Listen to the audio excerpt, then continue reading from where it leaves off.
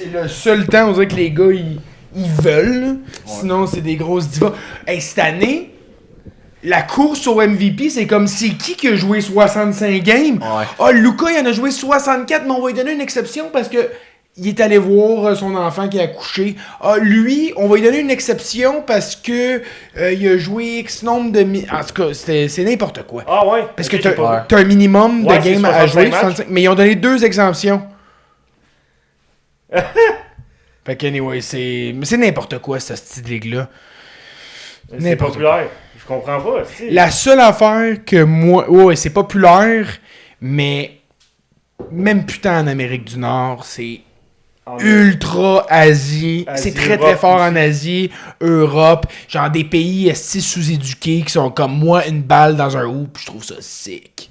T'sais, genre la Serbie, là, on va se le dire, là. Quand les Ukrainiens te regardent de haut, t'es pas pire sous-éduqué. Hey, bienvenue tout le monde. Salut! On est vendredi soir, donc... Game Day! Oui, juste avant le match, on fait notre petite intro du podcast. On va essayer d'aller rapidement parce que on a eu une grosse semaine. Dimanche, on a eu le premier match, toute l'excitation, les palpitations. Mardi, on a eu le deuxième match avec le même genre d'émotion, mais avec une finalité un petit peu... C'était pas samedi le premier match? Non, c'est dimanche. T'as-tu un retard mental? Ouais. Ben, la réponse c'est oui, mais c'était dimanche. Ouais. Ok, dans ma tête. Dimanche, mardi, puis là, le gap était plus grand. Probablement qu'il y avait de quoi au Centre Bell, je sais pas trop. Et sûrement demain, en tout cas. Bref, on s'en fout un peu. Mardi, on a pu regarder le match avec des auditeurs, encore une fois. C'est vraiment le fun de pouvoir faire ça. Shout-out à Anthony qui a fait 2 heures de char aller et 2 heures retour. Struble, ouais, exactement.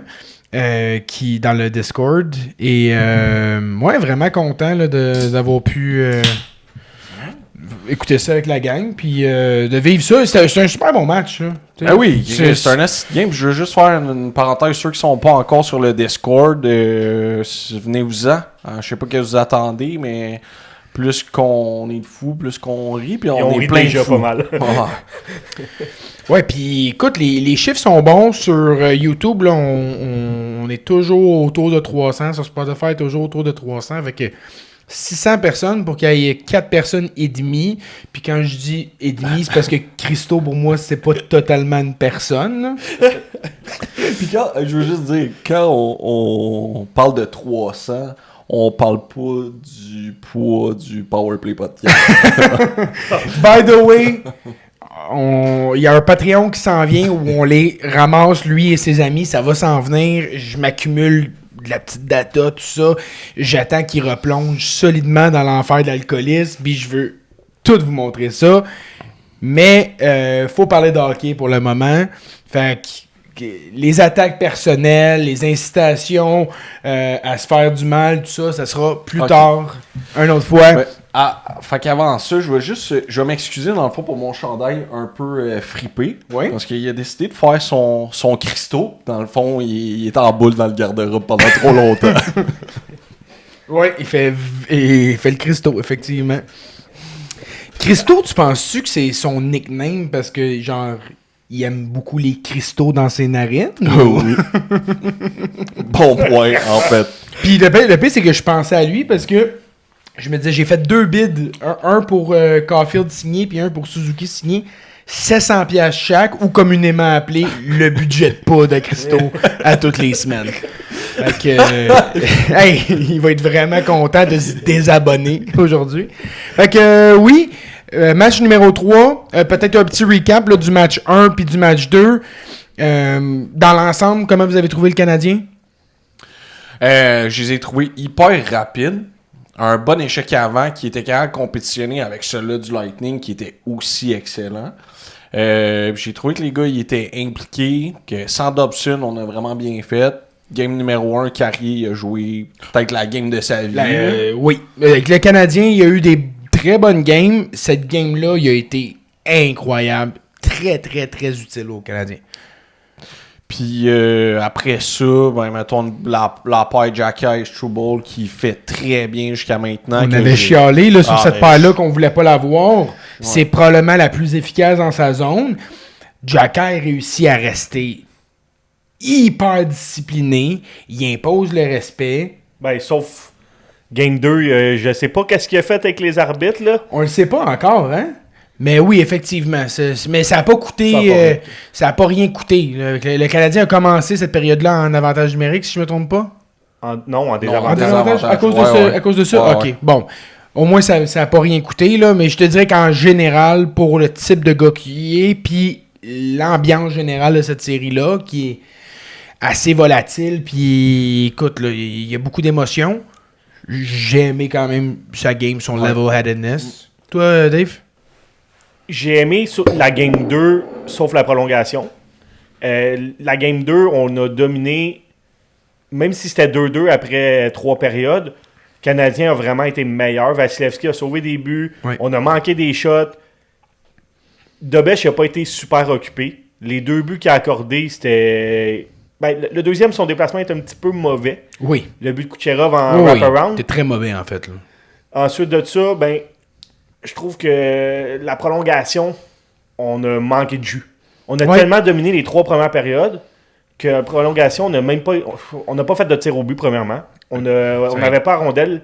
Les joueurs du Lightning ne voulaient pas repartir 0-2 de la maison. Écoute, ils ont dominé.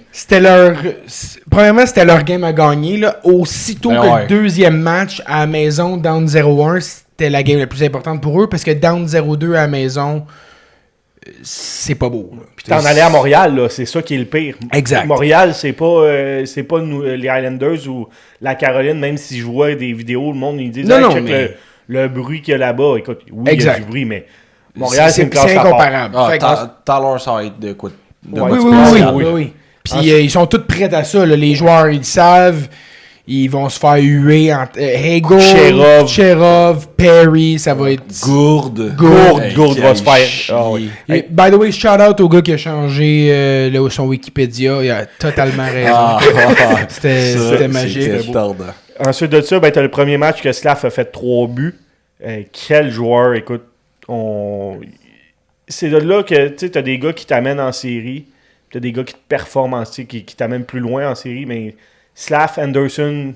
Ouais, et Anderson, c'est clairement l'archétype de ce que tu viens de décrire parce que Slav va il être produit capable aussi en saison, mais je trouve qu'il est encore meilleur. Il a pris une cote Mais oui, encore. puis c'est quelque chose qu'on pouvait prédire, là, qu'on a parlé à longueur d'année de faire comme capotez pas s'il fait pas de points parce qu'il en produit par sa présence. Puis là, c'est le fun de le voir marquer des buts.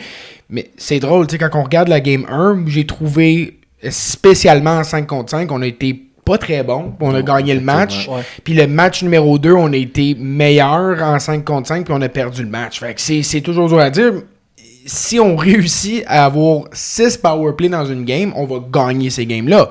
Mais il faut que Caulfield et Suzuki se réveillent offensivement. T'sais, ils ont eu des passes sur le powerplay, Ouais. mais à 5 contre 5, je les vois pas énormément. Non, mais tu sais, on voit pas beaucoup non plus le premier trio de Le l'autre premier côté. trio, ouais. À part Hagel, Kucherov, Chris, il dort, là. On le voit Ouais.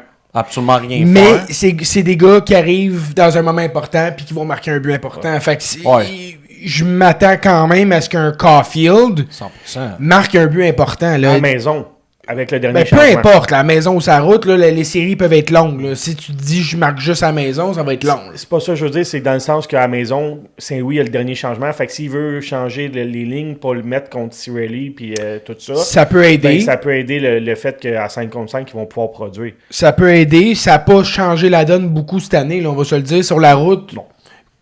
Sur la route ou à la maison, en fait. C'était presque kiff-kiff. Ouais, puis en fait, le Canadien a eu des meilleurs résultats sur la route. Fait que moi, de revenir à la maison avec 1-1, je suis satisfait de ça. Vraiment, ce que je m'étais dit avant la deuxième game, je me suis dit, si on gagne le deuxième match, c'est la game déterminante pour dire est-ce que le Canadien peut se rendre loin en série. C'est-à-dire, est-ce qu'on a le edge pour venir chercher la victoire qui est transcendante, importante, où on va se rendre loin déjà en série, puis on l'a perdu ce match-là, puis vraiment la prolongation a montré que on a manqué de maturité, le jeu de Dak notamment, tout ça. Alors, je pense qu'on peut quand même gagner contre Tampa. C'est juste que il nous manque encore un petit quelque chose. Évidemment, là, Chris, on regarde le deuxième trio, c'est démuni. Là. Faut ramener... Je sais pas l'alignement, là, mais faut ramener Kapanen sur le centre du deuxième trio, parce que ce trio-là est complètement useless. Quand que je regarde, sinon, c'est Dano, Evans puis Anderson, que j'aime ça, là, ce trio-là. Ouais. C'est parfait. Mais c'est notre deuxième trio. C'est pas compliqué, c'est ça. Puis c'est des gars, on l'a dit, Dano, il est capable de manger des minutes, il est capable de maintenir une possession de rondelle. Evans, il travaille super fort, il a du patin. Puis Anderson, il est impliqué dans toutes les phases de jeu. Ouais. Mais c'est pas normal que Demidov soit aussi invisible. Ben, il fait bien, là, mais c'est juste que Chris Newhook, tout ce qui se passe en ce moment, quand il est là, il réussit pas à concrétiser. Là. Un peu comme on voyait l'année passée. Il y en a des choses qui se passent, mais il n'y a rien qui se passe de concret. Fait que j'espère vraiment qu'on ramène ça. Puis il semble pas y avoir de changement à la formation ce soir. Donc, Dak est encore là et Texier est encore là. Et qui, selon moi, je suis correct, je respecte cette décision-là. Je comprends, le Texier, mettons, pas eu un gros début de série. Pas full non plus. Sauf que c'est un gars qui peut être pas mal plus utile offensivement que Veleno. Et arrêtez de me parler de Gallagher puis de son leadership. Il patine plus. Il se fait bouffer par à peu près... Le Lightning, c'est pas l'équipe la plus rapide, puis il se fait bouffer par à peu près... le 3/4 de ce line-up-là. Fait que arrêtons, il est pas capable de passer à travers une def. Tu regardes là, nos gars agiles, rapides, ont de la difficulté à rentrer dans la zone. La zone neutre, c'est la zone, la petite tampon de Tampa. Ils réussissent à refermer les occasions. Comment voulez-vous que Gallagher fasse de quoi? C'est du dump and chase, puis après ça, d'aller se crisser, puis là, il peut amener de l'énergie, il peut amener de la passion, de l'intensité. On en a eu assez. C'est pas ça qu'on manque. On manque de finishing, parce que des occasions de marquer, on en crée, il faut du finishing, puis Gallagher n'amène pas ça, et notre style de jeu ne fit plus avec le style de jeu de Gallagher, fait que arrêtez-moi. Veleno, j'étais ouvert, parce qu'il est capable de jouer sur le piqué, il est capable de prendre des face-offs, il est capable de frapper, puis il est capable de suivre le jeu au niveau du patin. Fait que moi, Veleno a supplanté Gallagher, puis il rentre dans le line-up avant Gallagher, mais arrêtez de me parler de Gallagher. Pour ce qui est de Dak, dégueulasse comme jeu, dégueulasse comme effort en outil, on peut passer à d'autres choses, dans le sens où on l'a vu, là, ce qu'il est capable de donner. Ouais. Il est là ce soir, il va manger les bandes, étant donné... Il est mieux. Ben sinon, il est out. Ben oui. Mais j'aime ça, moi, qu'il donne une deuxième chance à Dak, étant donné que c'est quand même un jeune gars qui a démontré qu'il était capable de se lever dans des grands moments, puis qu'il a des mains, qui est capable de tout faire. Là. Ouais, absolument, il y a les skills pour le faire. Puis juste revenir sur le jeu de Dak. Ouais. Mais tu sais, c'est correct de chier dessus parce que c'est le dernier jeu, c'est lui concrètement qui a coûté à la game. Mais les deux derniers jeux, peut-être, qui a coûté à la game. Ouais. Oui, c'est ça. La dernière séquence, maintenant. Ouais. Mais, tu sais, Slav, c'est une grosse erreur sur le but avant ça, le but égalisateur. Ouais. Puis après ça, t'as le cave à Sabourin qui pogne un 2 dans les dernières minutes de la période. On a un powerplay, pas capable de scorer. Exact. Fait que, tu sais, le Canadien aussi avait beaucoup d'autres choses à faire avant de lancer Dak sous le boss. Là. Ouais, puis tu sais, au point de faire fermer son Instagram parce que le monde a été le harceler puis le menacer. Écoute, je cautionne pas ça, moi. Non, mais... J'ai chié dessus quand c'est arrivé. Oui, mais verbalement, avec vous autres... Puis... Mais personne va cautionner des menaces de mort, tout ça. Mais la réalité, c'est que, surtout sur Internet, avec l'anonymat, des trolls, là, il va toujours en avoir. Puis comme...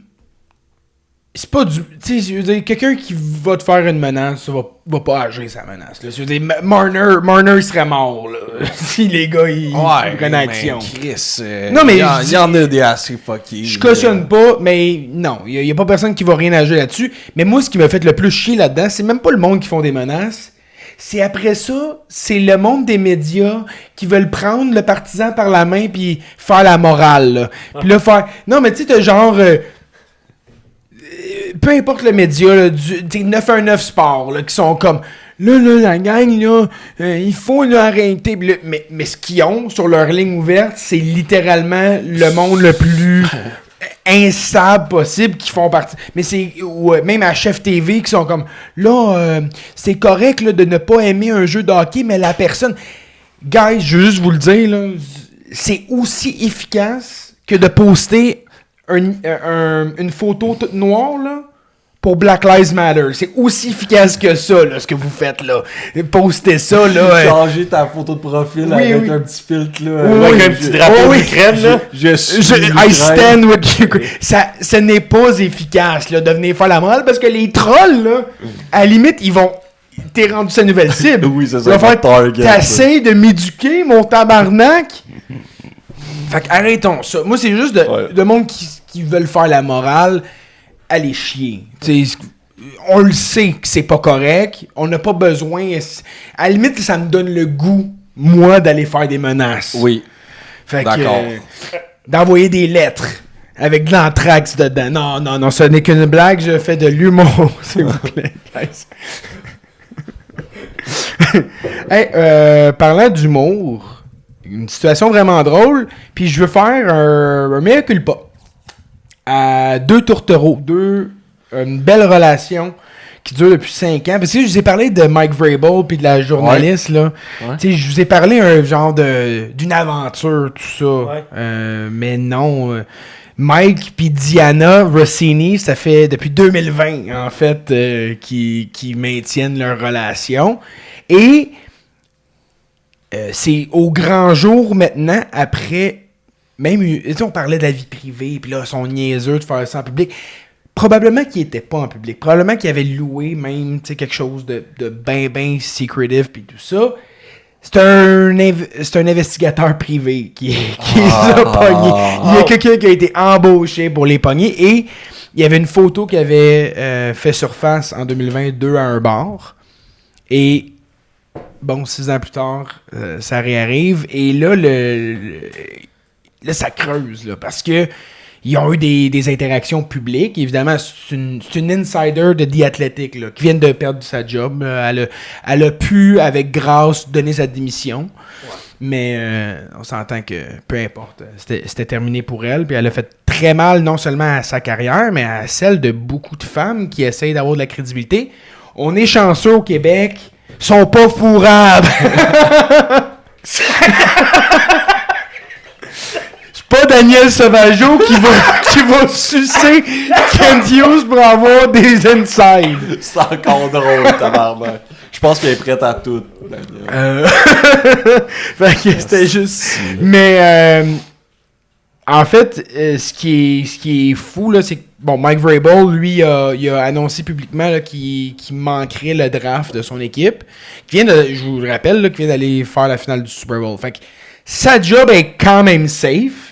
Puis, en termes, si tu regardes les deux, là, c'est pas homme-femme, puis c'est pas ça, c'est qui doit avoir de l'intégrité par rapport à des relations appropriées et inappropriées. Est-ce que c'est le journaliste qui a un code de conduite ou c'est l'entraîneur? Techniquement, son code de conduite, c'est envers sa femme et non pas envers...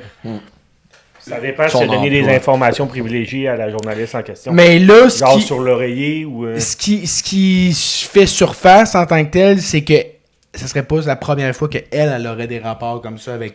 Ah, ben là, la grosse truie. Ouais. Et là, attends, on arrive au... Ouais, c'est une truie. Non, mais on descend l'iceberg, là, tranquillement, pas vite, là, mais il y en a de profond. Parce que... j'ai étudié le cas, là. Il y a eu des entrevues qui sont faites, et la tabarnak, elle pose des questions à Vrabel sur sa femme, dans des reportages. Oh la chie. Ouais, elle comme, elle dit, hey, ta femme, c'est quand même une athlète, hein? De même, puis il est comme, ben là, c'était une athlète. Il répond ça dans l'entrevue. Il y a tellement de sous-textes dans cet échange-là. Puis là, elle dit, ouais, mais quand même. Elle dit, dans quel sport elle te bat? Puis là, il est comme, elle me bat au ping-pong. Moi, je viens trop agressif. Elle dit, ouais, c'est ça, je le sens. Genre, puis il y a tellement de sous-textes dans cet échange-là. C'est merveilleux, mais c'est pas fini. La relation, tout ça, a commencé en 2020. Diana, elle a accouché en 2021. Ah, c'est des façons, je vais vous le dire. Guys, elle a nommé son fils Michael. Non. Le nom de Mike Vrabel, c'est Michael. Non.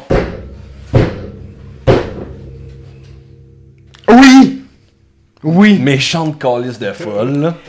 Et pire que ça, là, le monde, Ben là, il va y avoir des le tests monde, de paternité non, demandés. mais le monde épluche son Twitter et il y a genre un tweet qui est ressorti, c'est « En regardant mon fils Michael, je me demande c'est qui le meilleur joueur ou entraîneur nommé Michael dans la NFL. » Des affaires de fou. Elle a dit publiquement des affaires sur son mariage, comme quoi sa mère a calé que son mariage il allait échouer, tout ça. Publiquement. La fille, c'est une calice de folle, là. Mais tu sais, elle passait comme one of the boys qui a fait de l'humour, le fun, puis ok, la fille a déniaisé. Non, c'est juste une crise de folle, puis elle laissait juste des petites miettes, là. brides, là, de Aïe, aïe. Ouais, puis C'est pas fini, c'est sûr, là. puis Vrabel, lui, quand il a dit qu'il serait pas au repêchage, ben il a dit qu'il va aller en conciliation, en psychologue, tout ça, puis qu'il a fait une grosse erreur, puis quand tu vois à quel point c'est une cause de folle, c'est une méchante erreur. Fait que, à suivre, mais je voulais m'excuser au tourtereau, parce que quand même, 6 ans de relation, c'est plus que même moi et ma conjointe, fait que je trouve que c'est beau. Ça me fait rire parce que j'avais une autre histoire comme ça, puis là, on va avoir besoin de nos auditeurs enquêteurs Ok. pour aider, dans le fond, à trouver les coupables. OK. Parce que, dans le fond, il y a un article qui est paru dans le Journal de Montréal, que, dans le fond, l'ex-femme d'un joueur de hockey le poursuivait. OK. Puis dans le fond, bon, c'est un gars qui a joué une quinzaine d'années au hockey, LNH, puis en Europe. Puis elle le poursuit là, pour aller chercher 600 000 du 2 millions de valeur que ce joueur-là a. OK. Parce que dans le fond, selon ce qu'elle dit, c'est comme si il y avait une business ensemble, puis elle a sacrifié dans le fond sa carrière pour la carrière de hockey pour le soutenir. Fait qu'elle voit comme si elle devrait avoir une portion des actifs. Ça va créer un précédent, ça, si c'est accepté en cours. Là.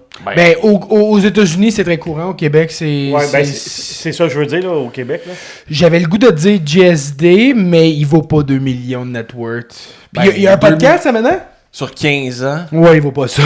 Non? Ben oui, peut-être. Mais il y a un podcast, ça, maintenant? GSD? Ah ouais? T'as pas vu passer? Ouais, il y a un podcast. C'est pas le podcast d'un autre? Puis Ben, là, en tout cas, lui, Chris, dit il est, des tout, affaires il est tout le temps là. Ouais, en tout c'est cas, ça. je l'ai vu dans plusieurs... ouais, c'est d'un autre, même si on voulait le nommer, on pourrait pas. Il est moins connu que nous, Ouais, l'autre gars. imagine. Mais ouais, JS, Chris, c'est un fan du Canadien. Il supportait le Canadien, bizarrement.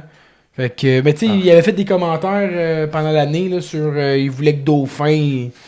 Il monte avec le CH, puis il n'y avait pas de avec son contrat. contrat AHL. Mais ouais, c'est juste pour mentionner, là, ceux, mettons, qui ont un QI inférieur à 70, qui voudraient découvrir un nouveau podcast, vous pouvez aller voir ça. Mais tout ça pour dire que Isa le chat s'est défendue. Elle dit que c'est pas elle? Non, elle dit que c'est pas elle. Elle pis le club, ben Dernier, elle a fait plus que 2 Oui, c'est ça, parce que dès que t'as dit ça, j'ai pensé à Isa le chat. Tout le monde a Ben, pensé c'est à ça. ça, Rami. Ben là, tout le monde lui posait la question, puis elle a fait une story ou je sais pas trop. By puis the elle way, dit- c'est pas moi, je fais mon propre argent en montant mes Ben, streams. ce qui me fait rire, c'est qu'elle a dit le clan. C'est quoi son nom de famille, elle, déjà? Isabelle... Ah, c'est un blanc, là. En tout Le cas, fait chat. que oui, Desjardins?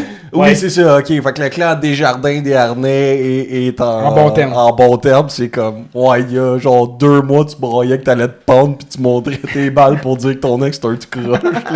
Sacrément.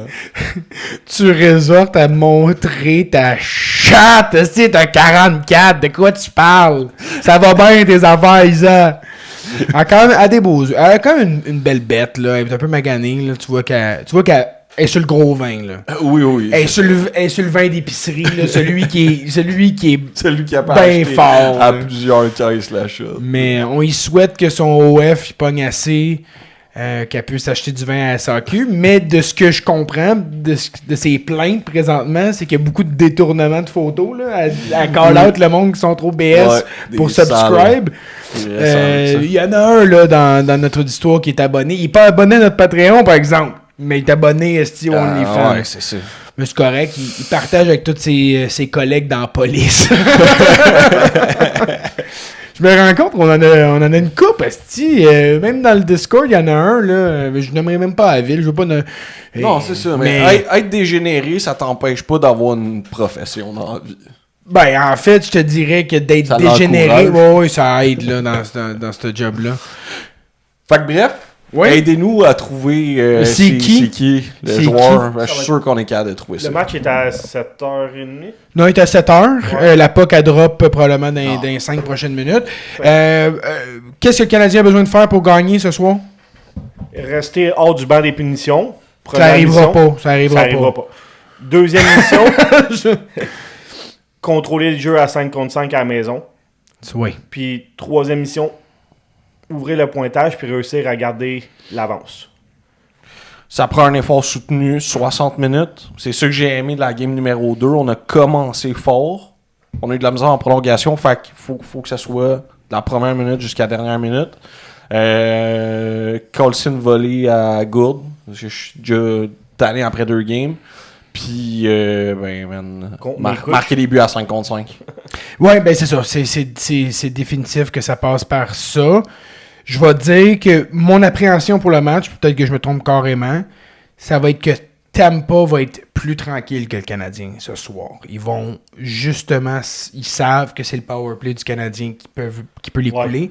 Ils savent que l'énergie va être dans le tapis, fait qu'ils vont essayer de ne pas nourrir ça puis de faire commettre le Canadien des erreurs. Fait qu'ils vont être passifs à ce niveau-là, mais je pense que ça va être l'avantage du Canadien qui va justement utiliser ce manque d'intensité-là de Tampa, puis va capitaliser, va leur faire des erreurs, puis va réussir à marquer rapidement. Là. Fait que c'est ça. C'est de trouver comment on peut battre Vasilevski, parce que les occasions de marquer, il était là. On a nettement plus de chances de marquer qu'eux. Là. Des chances des A-grade, là, on en a le double. Oh oui, c'est même pas proche.